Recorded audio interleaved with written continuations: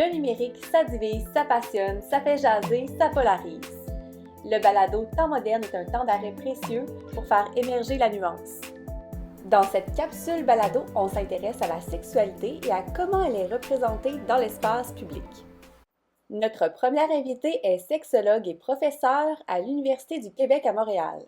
Elle nous souligne qu'on retrouve des représentations de la sexualité dans plusieurs espaces de notre quotidien. On parlait des réseaux sociaux, mais il y a les jeux vidéo, les vidéoclips, les bandes dessinées, les téléréalités.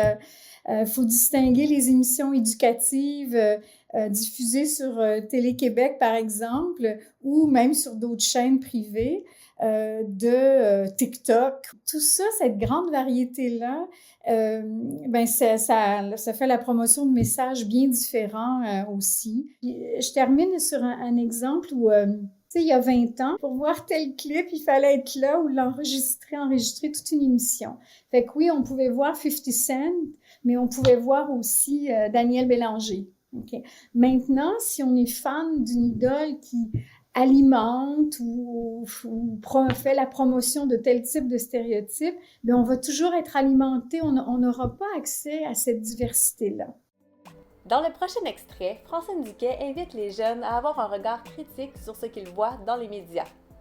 Il y a un côté qui prend beaucoup de place auprès des ados, c'est le côté glamour. Pour être populaire, il faut que tu aies ce type de corps-là, il faut que tu aies ce type d'attitude-là. Tu sais, avec les réseaux sociaux, tu peux changer ton image, hein? Snapchat, tout ça, c'est une industrie. C'est l'industrie du spectacle. Il y a une rentabilité aussi autour de ça. Tu peux questionner pourquoi tu penses que ce gars-là, dans ce vidéoclip, là, tu sais, il y a 10 femmes à qui il dit « I love you, baby ». D'après toi, c'est laquelle? C'est comme... Puis quand tu es à un âge, notamment comme adolescent, où ton corps est en pleine transformation, tu es à l'étape de la quête identitaire, c'est que là, tu es là où tu veux imiter. Tu veux être dans l'imitation ou dans la singularisation. Et tu n'es pas encore à l'étape de l'identification. Qui je suis, moi, pour vrai, là? Comment je me sens, comment je me présente aussi aux autres. Notre prochaine invitée, Hélène Charron, est une sociologue qui étudie le genre, c'est-à-dire les rapports entre les hommes, les femmes et les autres identités de genre. Elle nous apprend que lorsqu'on étudie le genre, on s'intéresse à comment on différencie le masculin et le féminin, et au rapport de pouvoir, c'est-à-dire à la présence d'inégalités entre ces groupes. Selon un rapport de la Fondation des femmes paru en août 2021, 68% des 200 vidéos les plus visionnées sur YouTube véhiculent des stéréotypes de genre. Les stéréotypes de genre, comme je le disais tout à l'heure, ils se transforment aussi. C'est plus les mêmes qu'il y a 20 ans, mais ils ne disparaissent pas. La sexualisation de l'espace public, ça a des effets sur les inégalités, puis ça résulte aussi des inégalités, des représentations inégalitaires. Donc aujourd'hui, on voit des représentations qui sont plus intéressantes à un certain point de vue. Puis par ailleurs, il y a d'autres espaces où là, on a l'impression qu'on recule. On voit plus par exemple, de femmes dans des espaces de pouvoir. On voit plus d'hommes s'occuper d'enfants.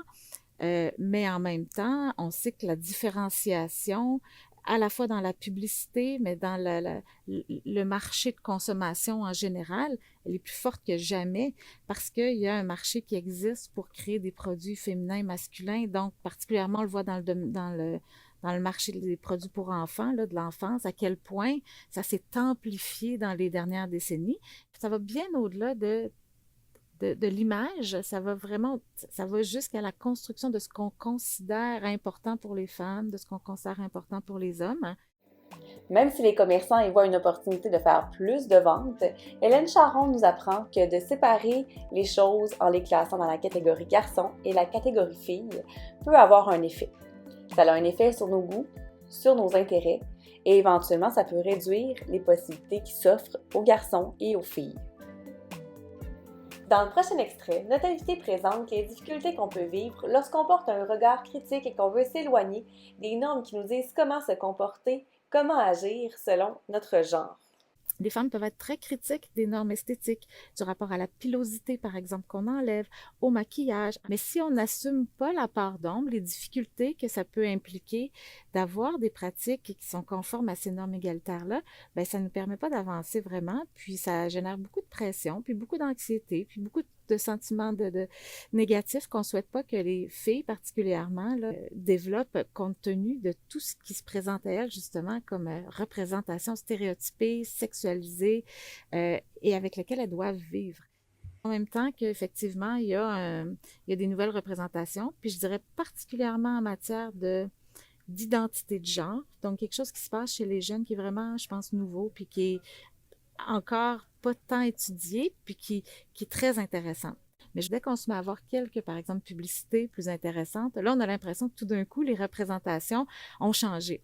Alors qu'on voit juste la petite pointe de l'iceberg qui a peut-être changé, mais en dessous, la masse des informations qui circulent de différentes façons par la publicité, par un ensemble de vecteurs, là, n'ont pas vraiment changé. Mais il y a la diversité aussi par rapport aux handicaps, par rapport à l'âge, il y a toute une gamme aussi de représentation de la diversité qui pourrait être présente et non pas uniquement plaquée pour faire politiquement correct. T'sais, non pas j'ai ma personne en fauteuil roulant, puis ça y est, c'est coché, que dans les médias, téléromans ou autres, ce soit de vrais personnages.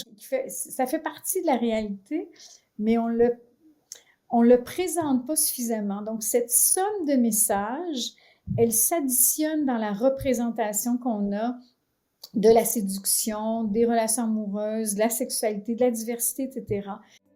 Par l'extrait précédent, Francine Diquet vient clore ce balado en nous rappelant que de voir seulement les humains qu'on considère comme parfaits, c'est-à-dire jeunes, beaux, en santé, réduit notre vision du monde à ces modèles fictifs.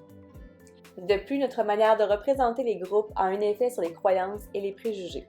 Par exemple, si on ne représente pas les personnes en situation de handicap dans les médias, on pourrait croire qu'elles ont moins de valeur dans notre société.